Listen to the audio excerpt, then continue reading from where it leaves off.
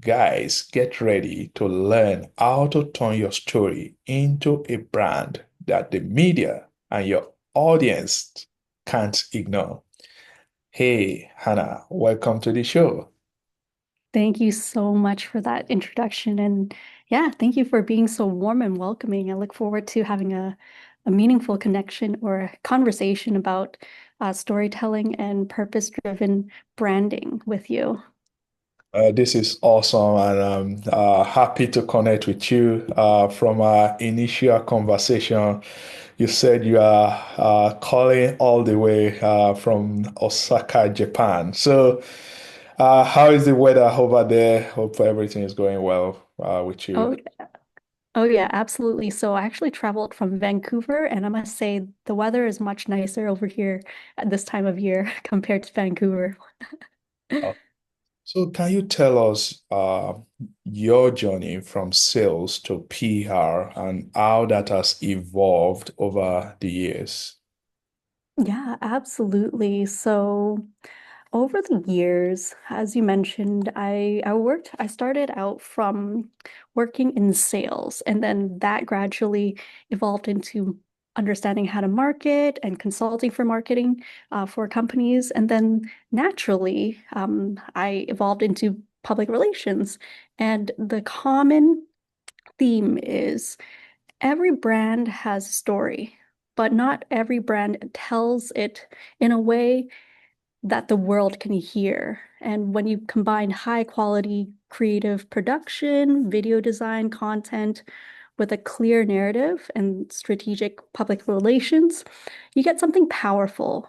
That's visibility and that resonates with others and that builds credibility that lasts. So it all ties in together. And I found that although sales, marketing, and PR are different categories, they all work hand in hand if done correctly and with purpose behind it.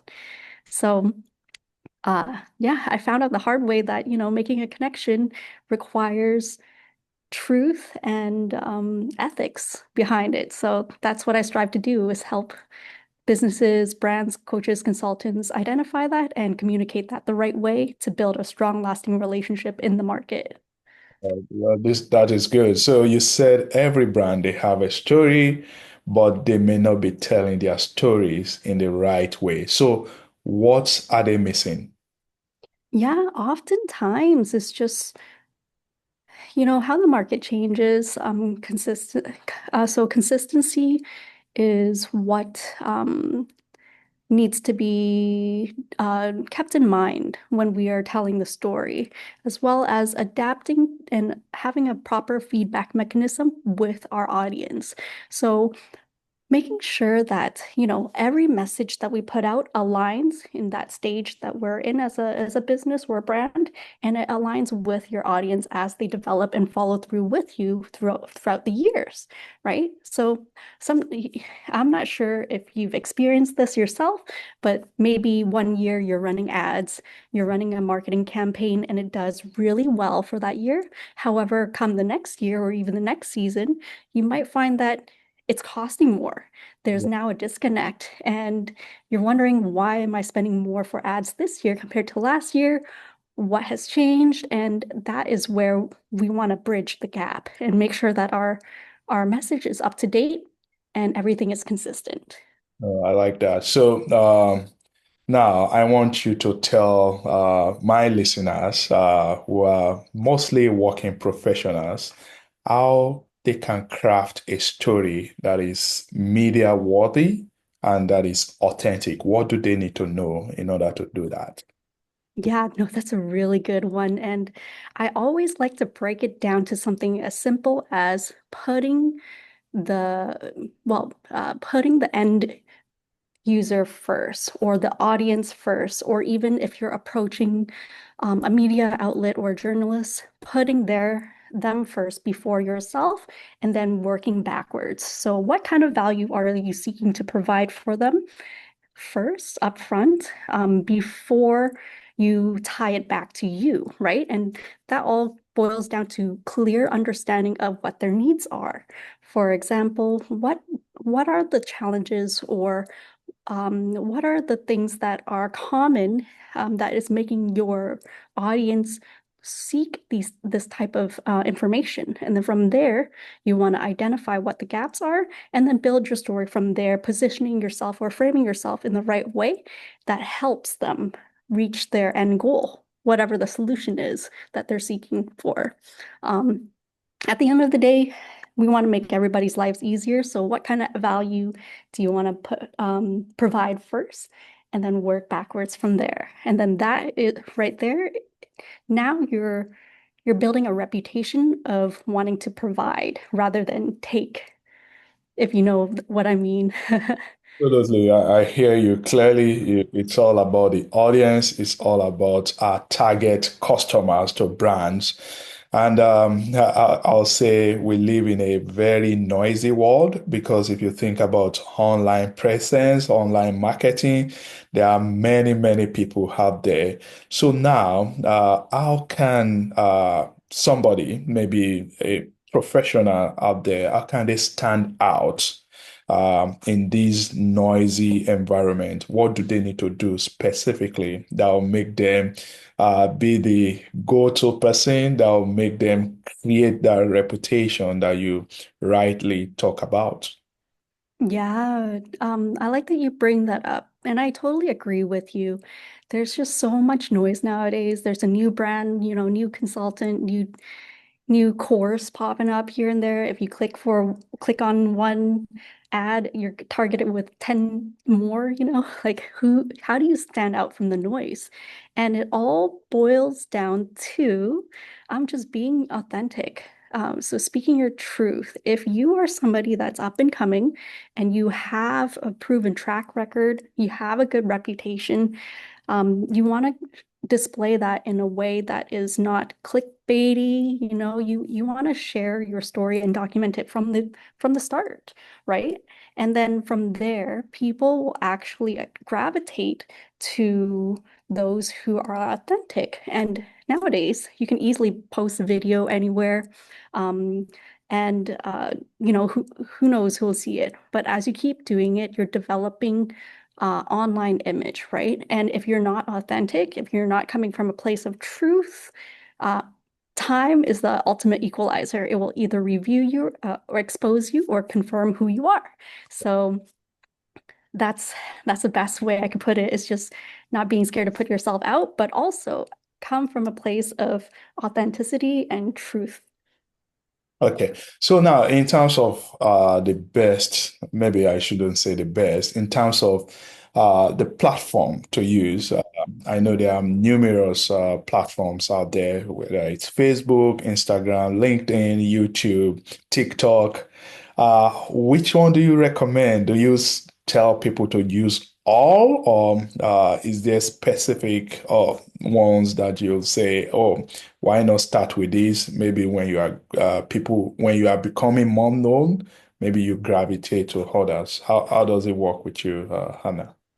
Yeah, that's a unique situation. It's case by case scenario because it depends on the person, right? For example, if it's a brand that is doing well generating leads on leveraging meta ads, then I would stick to building a foundation on Google and I mean not Google, Instagram and Facebook first because you are driving traffic through those ads, right? However, later on, you can always, I do recommend branching out to all the platforms because now you're building searchability through all these platforms. And you can leverage that to create a Google Knowledge Panel. Once these search engines have an idea of who you are, the more content you put out, the more features that you have. Now you can create a knowledge panel that confirms who you are and what you do. But first, start out with what is working best, and then once you have a system that is working, now you can replicate it on different platforms. Okay, so you've helped your clients to land features in uh, popular media. So how does that process work? Yeah, okay. There's quite a bit of a process. It depends on the person's presence. A lot of people, they aspire to be featured on Forbes or Success, and those are high tier placements, right? So it depends on what their current, I would say, visibility is. Like, what's the best way for the audience or journalists to find out about this person? If there isn't that many, and you'd be surprised. I've worked with brilliant minds who've never been featured anywhere before, don't even have social media.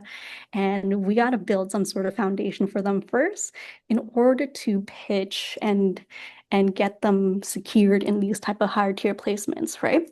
So it depends on where they're at with that, their presence first, and then from there we got to build and make sure that, all their online profiles are consistent. And it confirms like, okay, this person is legit, and, and then build a case and then get them possibly into a fewer lower tier, mid tier features first, leverage that, and then get them into the higher tier placements. So, yeah, to answer your question, depends on where they're at. Most of the time, we got to do some building first, but that's where we come in. So why is it important for people to tell their stories? Because some may not know, and I think whether we know it or not, we are telling some stories. The question is, are we telling the right story? So can you talk more in terms of why you think it's important for people to be intentional in terms of how they and what they are telling about themselves? Yeah, so many times brands think scaling starts with more ads or more posts, but true scale begins with alignment. If your message, your media, your internal culture aren't aligned, you'll scale noise, not value. So I help leaders build a foundation with message, what they say, with intention behind strategizing their post or how they show up, and even the mindset of how they want to lead. And then we layer in creative production on top. But without a foundation, without, telling the story and making sure that everything aligns, uh, visuals might look good, but they won't build trust. So that's the importance of telling the story and making sure that everything's aligned, is that you developing a relationship continuously with your target audience, right? And they need to have a feeling of trust and understanding because at the end of the day, they want to work with you, but they want to make sure that they're working with the right person. Now, I want to hear some, maybe one of your success stories in terms of maybe an example of a client that you have worked with in the past where their PR was transformed as a result of their stories that you helped them to craft. Oh, absolutely. This is one of my favorite questions because I just have so many, so many dear clients that I still keep in contact with today, and just seeing them flourish after a few really solid placements is it just brings joy to me, right? And this is why I do what I do. One client that always sticks out is this lady in fashion. She designs designer glasses, sunglasses, and her dream was to be in Forbes. We developed a 6 months game plan to help her get into Forbes. Okay. And once we secured that, things started to open up. It lined up with her next fashion show in Thailand. And on top of that, her fashion show in New York. And then fast forward to today, she's been on magazines, Forbes London, even Forbes Australia, and also just seeing yourself on there. It's just a huge accomplishment, and it's like a confirmation that you are on the right track and people are getting traction of you. So it developed into her creating her own community in fashion. And she even she's starting her own podcast this year. So I'm really excited for her. She's still, riding that momentum. No, that's good. That's good. I like that. So, uh, the Career Evangelist podcast is more, I focus here on working professionals, and I know that branding is important for professionals as well. So I want to hear from you. What advice would you give professionals who want to position themselves as thought leaders in their organizations? What should they be doing? Yeah, um, that is a solid question to ask, especially if your viewers feel like they have something or they're on the track to being a leader. Is first you gotta overcome your own inner thoughts, your own fears, even. A lot of the times I meet with amazing thought leaders who have been working behind the scenes for years and they have this amazing track record. However, they haven't, they're afraid to put themselves out there because they're afraid of being seen the wrong way, right? As a flashy person, I want to be in Forbes, but I don't want to be known as the Lamborghini guy kind of thing, like, you know what I mean? So it's just staying grounded and understanding why you're doing it in the first place because the people that you're helping in your organizations, your workplace, as well as your clients, they want to see you succeed. And seeing you put yourself out there and telling your story confirms that they are rooting for the right person. So I would say that's the biggest thing is just overcoming any of uh, those thoughts. Okay, well, that's good. That's good. So, Hannah, what's one career decision that significantly shaped your professional journey that you want to share Uh, with? you know, I gotta give all the glory to God. I would say he's the biggest, yeah, life changer. If you seek first the kingdom of God, like you, he'll humble you every day. He'll guide you with knowledge and wisdom. And to be honest, on these calls, it just flows through me. Like I don't know how else to explain it. I just got to give all the glory to him. So that's the biggest one. Okay, I like that. So, no, I completely resonate with that idea. Now, there's a client, a potential client out there. They are looking for opportunity to get into one of these big media outlets to become featured for what they do. Um, and they approach you, Anna PR.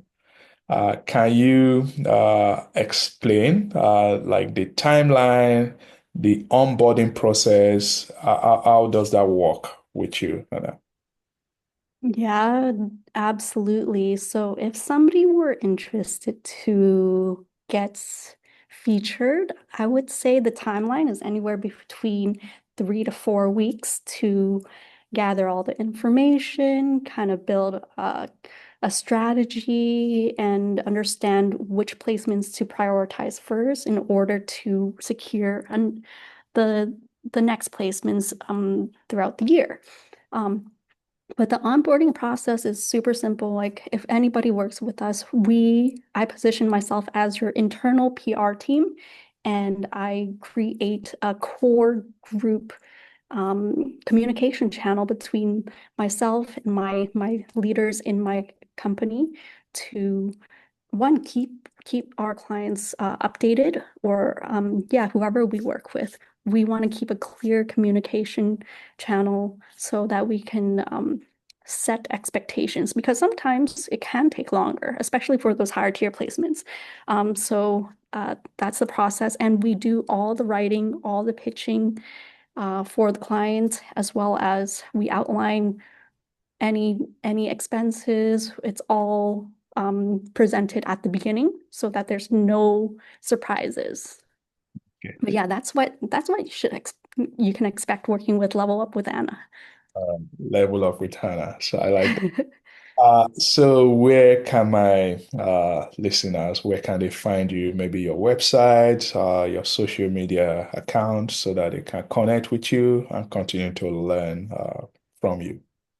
Absolutely. So On all social media, uh, TikTok, Instagram, Facebook is Level Up with Anna, and it's levelupwithanna.com. So super easy.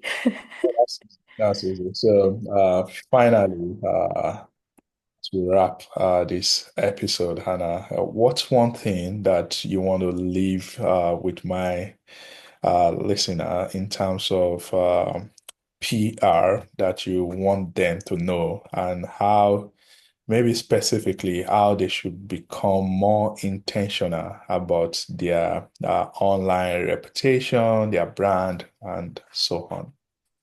Absolutely. So, in the world of noise and people making claims, I want to demystify the biggest myth.